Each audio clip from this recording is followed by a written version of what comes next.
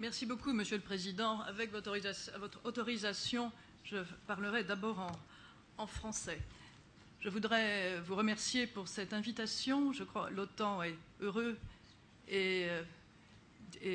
d'y répondre régulièrement. Nous sommes devenus des visiteurs, des invités, des participants fidèles au fil des ans.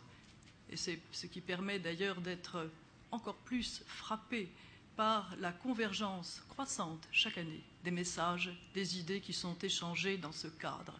On parle d'intégration euro-atlantique, c'est le meilleur résultat, c'est le meilleur critère de cette intégration que les messages échangés dans les discussions que nous avons ici convergent de plus en plus. Ça montre aussi que cette intégration euro-atlantique doit rester notre boussole, et ceci est vrai, comme nous le constatons, pour les nations et pour les organisations. En tout cas, pour l'OTAN, les succès rencontrés en matière d'intégration euro-atlantique, précisément, permettent de dire à l'Alliance que l'essentiel de son engagement maintenant dans cette région réside dans les partenariats, réside dans la politique de la porte ouverte. Des progrès majeurs, on le sait, ont été faits. L'Albanie, la Croatie sont devenus des membres à part entière de l'OTAN. La FIROM suivra dès qu'une solution mutuellement acceptable sur le nom aura été trouvée. Nous menons aussi des programmes de coopération très approfondis pour soutenir les réformes nécessaires en Bosnie-Herzégovine et au Monténégro, deux pays qui ont fait de l'appartenance à l'OTAN un objectif stratégique. Et n'oublions pas la Serbie, avec laquelle nous avons une coopération qui se développe bien dans le cadre du partenariat pour la paix et avec laquelle nous souhaiterions précisément approfondir plus encore cette coopération. Je voudrais, après ces propos généraux, mais je crois très importants sur l'intégration euro-atlantique dans cette région, passer à quelque chose de plus général. En ce qui concerne l'OTAN, nous avons le sommet de Lisbonne qui se profile à l'horizon. L'horizon est en novembre prochain. C'est bien évidemment une occasion majeure. Pour nous, si nous voulons la définir en un mot, c'est l'occasion de mettre en valeur au plus haut niveau et à destination de l'ensemble des opinions la modernisation et la transformation de l'Alliance qui entend exercer ses responsabilités d'une manière qui prenne en compte les nouvelles conditions de sécurité et les changements qui sont intervenus en ce domaine. Je crois que les commentaires qui ont été faits en particulier lors de ce panel montrent que chacun comprend l'importance de ce défi. Les deux principaux sujets sur l'agenda, qui sera certainement plus large, mais il y aura deux priorités, l'Afghanistan, ce n'est pas une surprise, le nouveau concept stratégique. Et j'ai été très intéressée d'entendre les commentaires qui ont été faits sur ce nouveau concept stratégique et me semblent tous très bien informés. Sur l'Afghanistan, rapidement, l'essentiel sera de montrer des progrès. Pour d'abord la population d'Afghanistan, je crois qu'il ne faut pas l'oublier, montrer que l'engagement de l'ISAF là-bas, qui coûte aussi, on le sait, à la population, génère des résultats positifs. Et également montrer à nos opinions, à nos concitoyens, que l'engagement de nos nations et ce qu'elle coûte aussi en termes de vie de soldats, également en termes de dépenses militaires, vaut la peine, doit être poursuivi, produit des résultats. Bien entendu, comme il a été dit, l'Afghanistan, c'est la mission la plus difficile et la plus dangereuse que l'OTAN ait jamais conduite. Les obstacles sont encore nombreux, la détermination des talibans est féroce. Pour autant, n'oublions pas qu'il y a des résultats positifs, il y a des success stories dans nombre de parties de l'Afghanistan, sur nombre de dimensions de l'engagement de la communauté internationale en Afghanistan. N'oublions pas que ce n'est pas l'OTAN en Afghanistan, c'est l'OTAN sur mandat des Nations Unies, agissant avec une vaste coalition internationale dans ce pays. L'objectif qui sera poursuivi à Lisbonne, ce sera de préparer la transition qui permettra aux autorités afghanes progressivement d'assurer la responsabilité de la sécurité dans leur pays.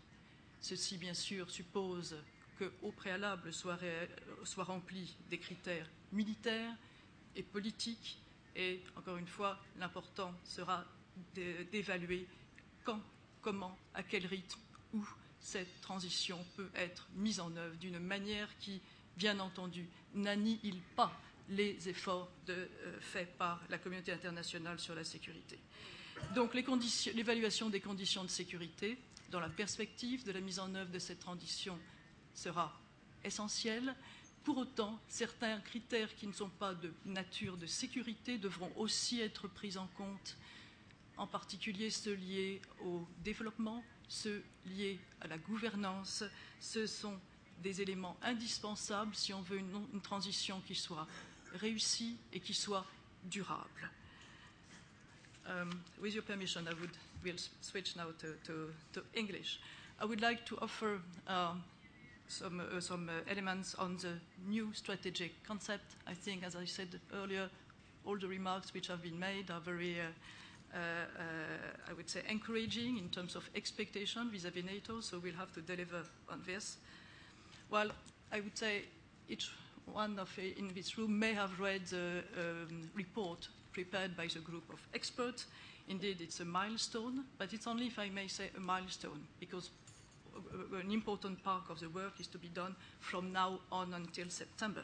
The aim of the report is to lay down the groundwork for the SecGen's first draft, which will be circulated to the nations in September. So, of course, so far we've got to base ourselves on the report prepared by the expert, and indeed there are some key ideas which are really likely to remain ours until the end of the process and the finalization of it at the Lisbon summit. In a nutshell, the report reaffirms the fundamental task of NATO, the centrality of Article 5 about collective defense, as well as Article 4 consultations. It also reaffirms some of our long-standing policies, such as partnership and open door, but it also put forward new elements, and I would like just to dwell on this in a very brief manner.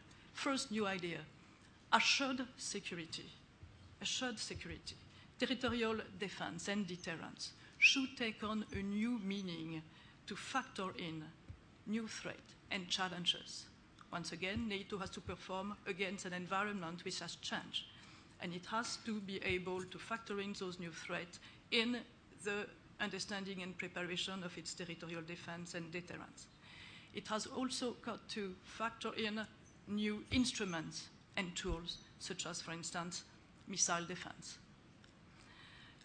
It's, as everyone understands, there are some intellectual thinking to be done about this, but there are also some transformation in terms of capabilities, because it's a very ambitious program in itself. Assured security. Second, cooperative security.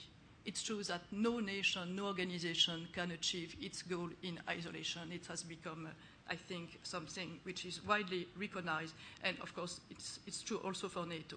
So the question is how NATO adapts to a changing security environment through better engagement.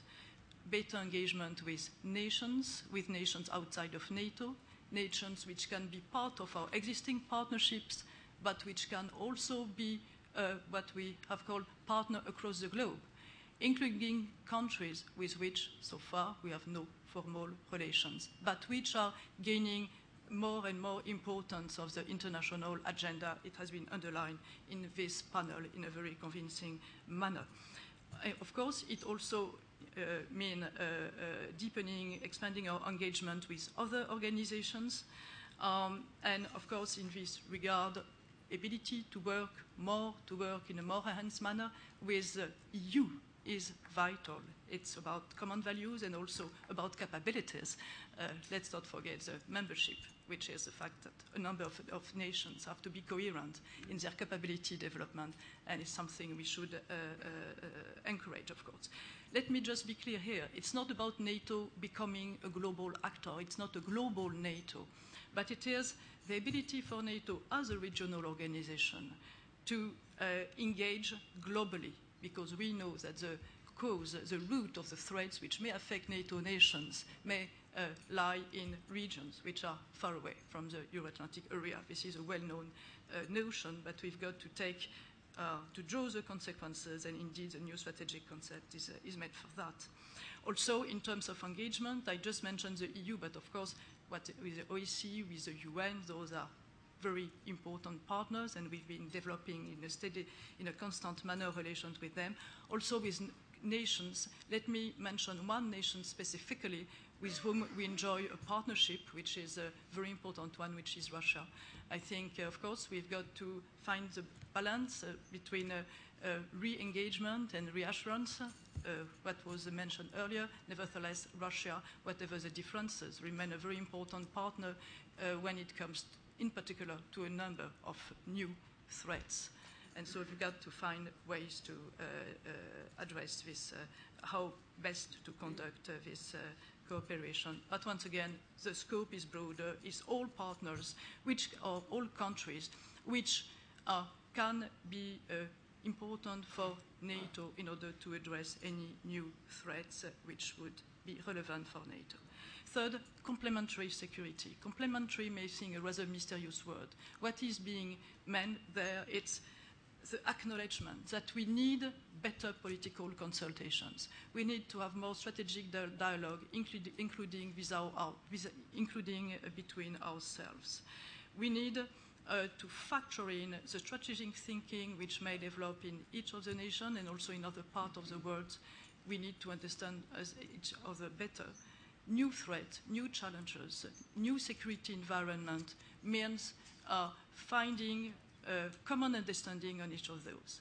The old paradigm were well known throughout the decades of political consultation and cooperation. Now we've got to have a steady rhythm of political consultation in order to be sure that we have the same understanding of new developments. And also, we've got to be able to have the broad picture when it comes to crisis. And it's part of this complementary security, which means that we must not be focused on the mere military dimension. We've seen that the crisis of today always entail some political and sometimes economic issues. We've got to be able to take into account the civil dimension of the issues, of the threats, of the challenges which may emerge. So it's about what we call comprehensive approach, the ability of NATO to understand the non-military aspects of security. So it means political dialogue, but it means also a possibility of interacting with civilian actors, with organizations which are in charge of those civilian aspects, and also it means for NATO finding the right level of civilian capabilities in order to be able to have a good interface.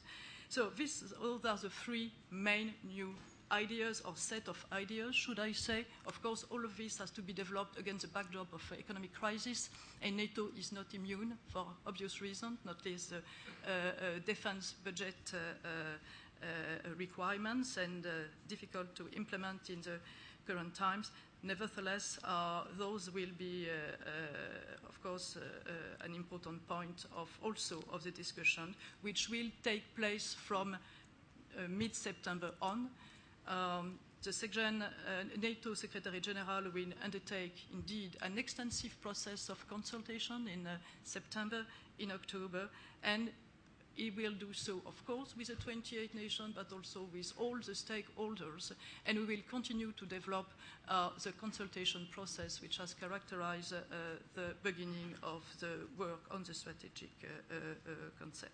Of course, the goal being the adoption of this important document at the Lisbon Summit end of November. And what's important to note, and it will be my last word, it is a document which, of course, is a conceptual nature, but it should be also an operational document, paving the way for the future in an operational and concrete manner. Thank you.